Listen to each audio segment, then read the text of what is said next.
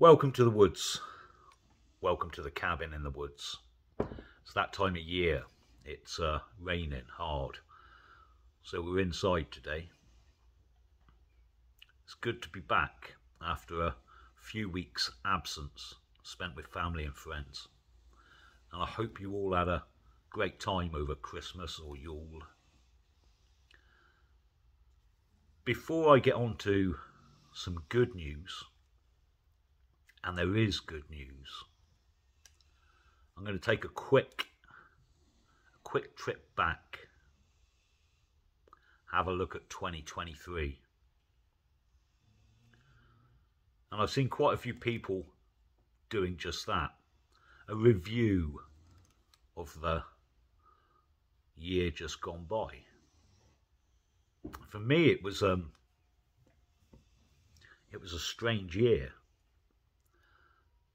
It was the first real year clear of COVID.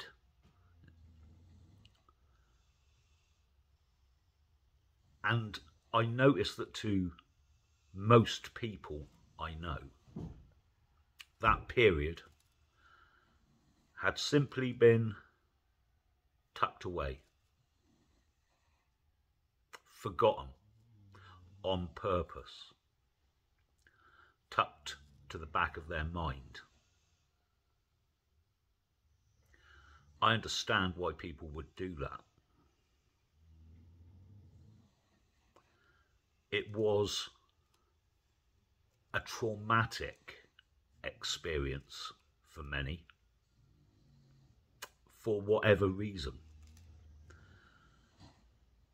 But 2023 was well clear of that.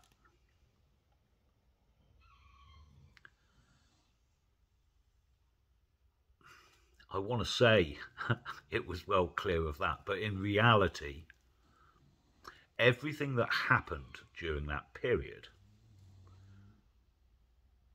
put in place a programme of events that have continued.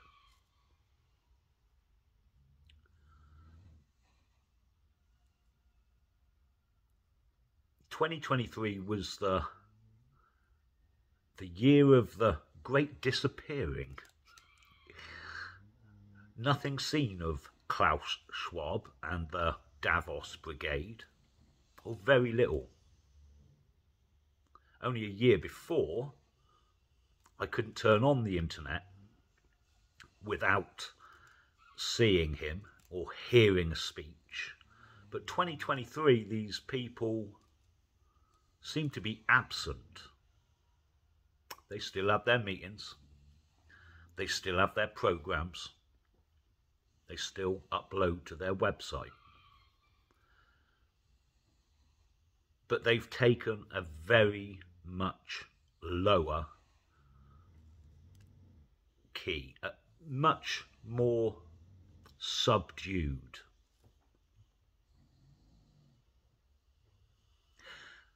Sensible on their behalf, because there's been much less pushback to what they're doing. And it is continuing. They learnt lessons from what happened during the pandemic. One of the main lessons learnt was that governments can and will be held accountable for their actions. Here in the UK, a whole raft of people were displaced and disgraced through their actions during that period. This wasn't supposed to happen. They learnt from that, and they have now handed over sovereignty and power to the World Health Organization.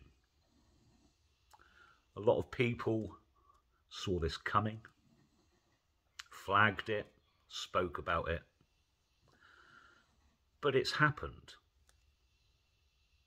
And the reason for this is what they're doing is centralising power to groups that are unelected and that we have no power over, that we can't get rid of, that we can't hold to account. And it makes it much easier for the governments because they can shrug their shoulders and say, hey, it's not us. So they learnt lessons. And their plan continues. And we kind of all knew what their plan was. The getting rid of cash continues still today. Every week, more and more banks shut their doors and disappear from the high street. I've mentioned many times that my local town had 6 banks 2 years ago and now has 1, and that's about to shut, which will leave the town with no banks and no cash point machines and nowhere to pay money into and nowhere to get money from except the post office. And this makes it difficult for not only individuals, but businesses. If you take cash in a business, but you can't bank it, it's a useless commodity. You can spend it, but then the shopkeepers don't want to take it because they can't bank it. And when your bank is nearly 20 miles away, it takes a whole day to drive there to pay money in. And when you get there, they tell you that there's further restrictions on how much you can pay in. Now you can only pay £250 into your account, as well as being able to only take out £250 from your account. Again, our governments and these corporations are clever.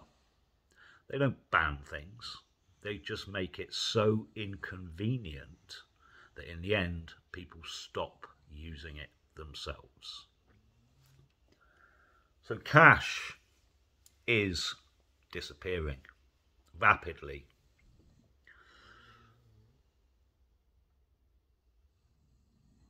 Wales, 20 mile an hour driving restrictions throughout nearly the whole of Wales. Insanity. And that being spread throughout the rest of the UK.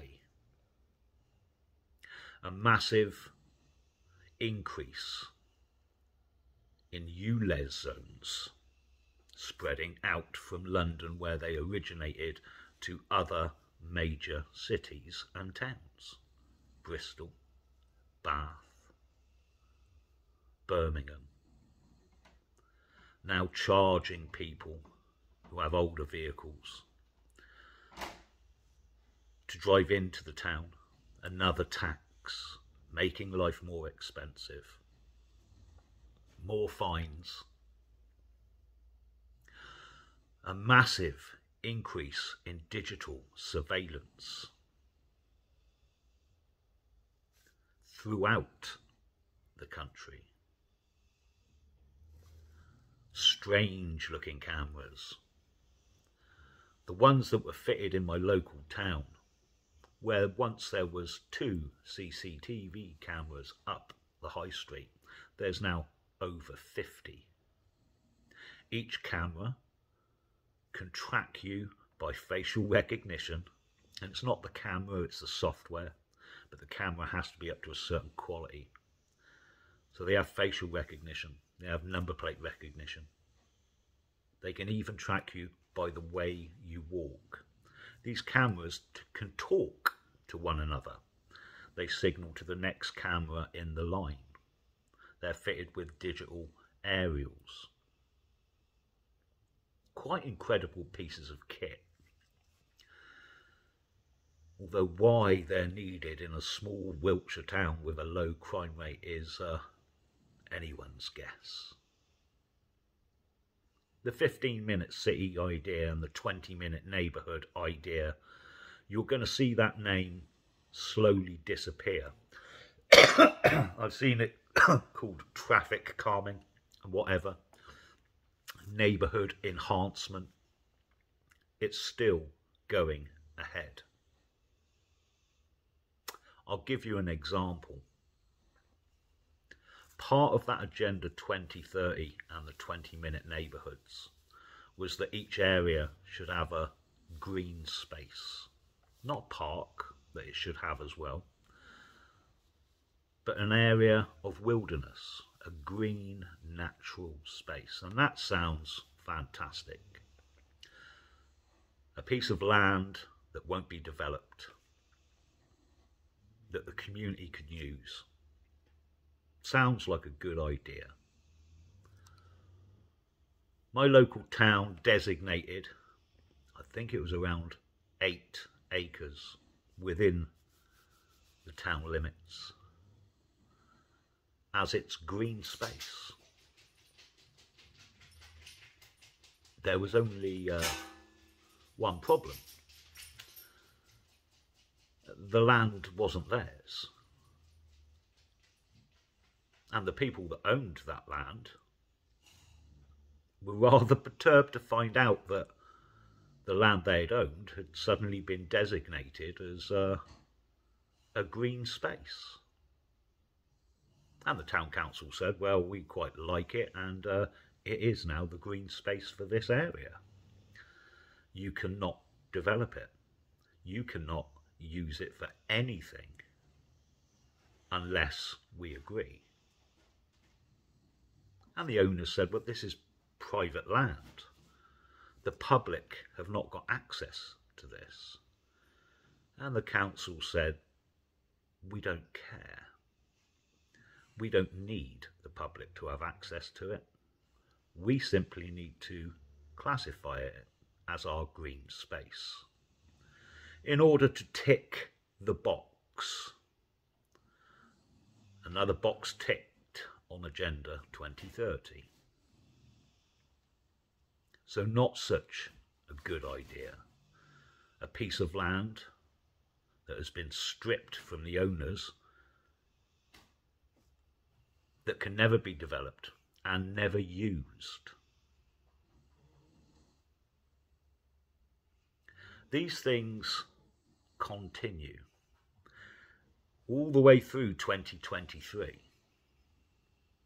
Cash going, 15-minute cities, 20-minute neighbourhoods, more surveillance, ULEZ zones. The push to get the motorist out of their vehicle can be seen by most people. The push to get you into an electric vehicle, for which there is no infrastructure, can be seen by most people. Even if that infrastructure was put in place, we don't produce enough electricity to power those vehicles. The idea is not to have everybody driving electric vehicles. The idea is to have you not driving. And when you can't drive, you will be restricted to your 20-minute area. But probably quite happy because there's a green space that you can look at from afar, not too close. All of these things continue. Corporations in the United Kingdom have purchased thousands of acres, taking that land off of the market, out of the hands of farmers. They have reduced our farming capability. They have reduced and restricted the public's access to the land. The reason they purchase this land is to offset their carbon tax. Not just woodland, which everybody knows that trees sequester carbon, but also open fields, because the soil sequesters carbon. This land will not be used, but you will be restricted from it. All of these things continued in 2023. And on the larger stage, the war in Ukraine rumbles on and on. Thousands and thousands of lives are lost, and billions of pounds and dollars are made.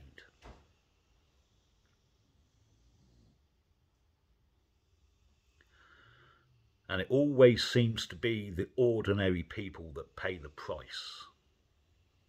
And it always seems to be the same people making the money. We're back to trench warfare in the year 2023,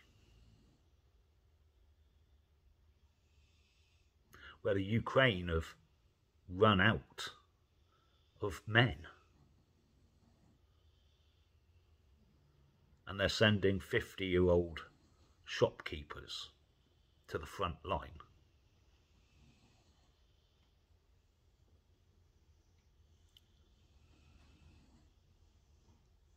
But when the public get bored,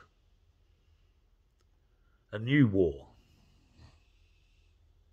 a more aggressive war, one that threatens world war. And there is an aggressor in the Middle East. And most people can see that. Most people can recognise the atrocities perpetrated against civilians, the ordinary people.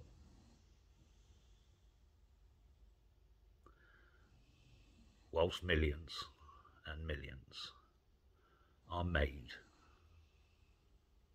by a few.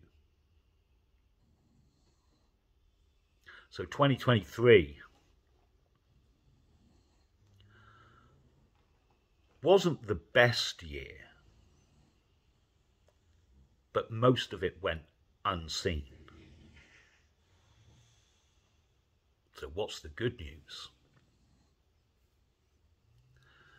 Most of it went unseen by most people, but a lot of it was seen by a lot of people. Every day, more and more people are noticing where these problems are, what these problems are. 2023 was a year of awakening for thousands of people.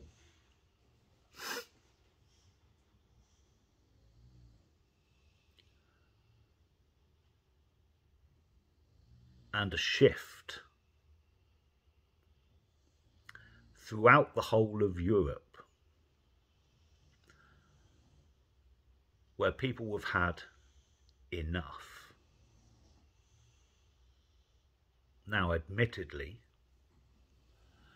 the spark for this awakening didn't come from those 20-minute neighbourhoods, 15-minute cities, or the eradication of cash. This awakening has come through the forced mass immigration into Europe. Something that's been going on for decades. something that we've wanted to turn a blind eye to, but which has reached proportions that impact everybody's life. In the UK, we've been told of millions and millions of pounds a day spent on housing illegal immigrants in 4-star hotels, whilst the people in those towns are finding it hard to heat their homes. And anger rises and tempers flare, and the pushback begins. And when people realise that their governments don't care because of that issue, they become much more aware of everything else that is going on. So the demographic disaster in Europe, in places like Ireland, that is seeing its indigenous population replaced, has sparked a mass awakening of all the other issues. And all of these issues are intertwined. But an awakening of thousands and thousands of people is a good thing. There are new organisations being formed. There are new political parties being formed. There are new initiatives and projects starting. People are realising that if you cannot rely on your government to do what's in your interest, then maybe it's down to us as a people to do it for ourselves.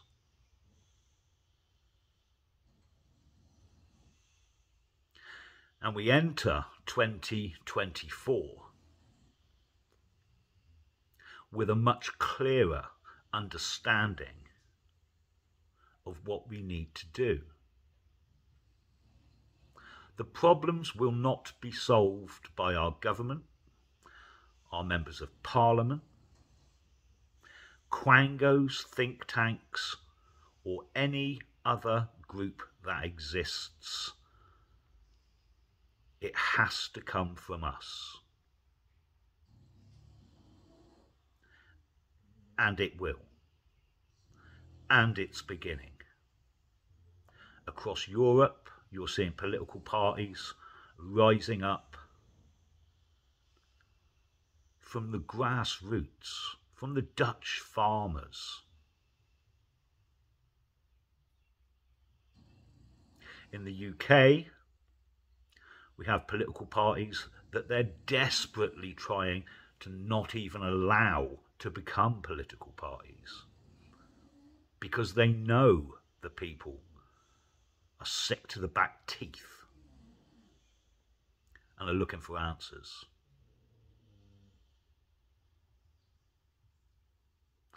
In my own small way,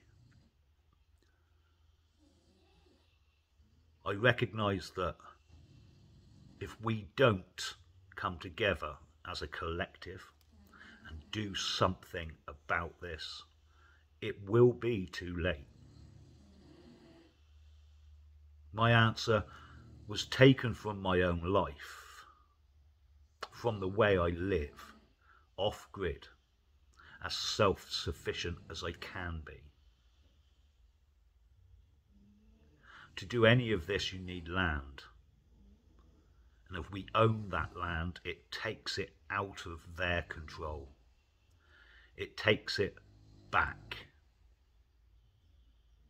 It retains our land for us. to use as we see fit.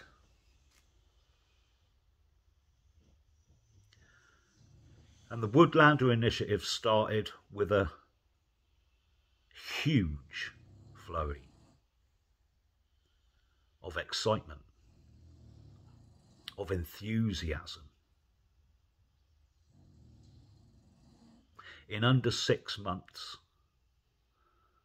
the people that joined that initiative raised over £100,000.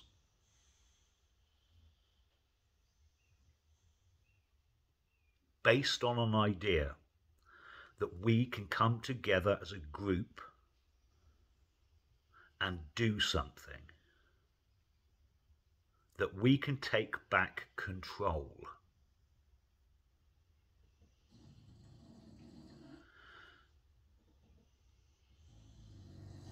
If you're not a member of the Woodlander Initiative, please check out the website. I'll leave a link below. We're on the cusp of buying our first 2 plots of land. The sale was agreed in December. It's now in the hands of the solicitors, just going through the fine details. 3 acres of woodland, 3 acres of meadowland. Streams. It's a beautiful place, and it's ours, and we'll use it. We'll run courses there, we'll run conferences there, we'll have allotments there, we'll keep livestock there, we'll have structures on that land which can be used by us.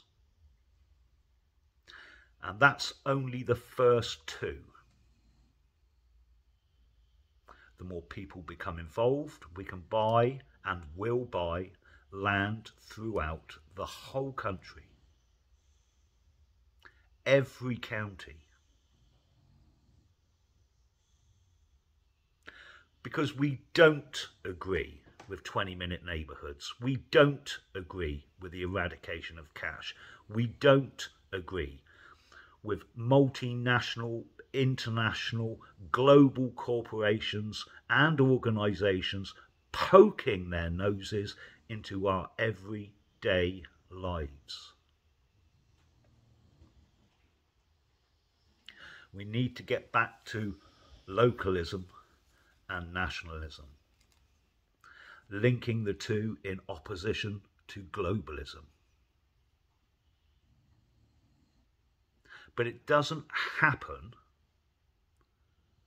through thinking about it. It doesn't happen through talking about it. It happens by doing it, by coming together, doing what you can, and as a group, we are more powerful than even they think. So 2024 is going to be the year of pushback. Things aren't going to be all pretty. These people recognise that they're on the back foot. They recognise that people have had enough. They recognise that people are going to push back. So expect tantrums. Expect more restrictions, both online and in real life. And as much as all of this is difficult to take as an individual,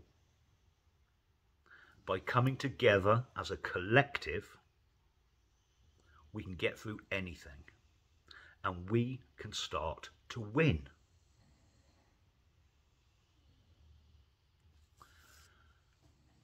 Happy New Year, everyone.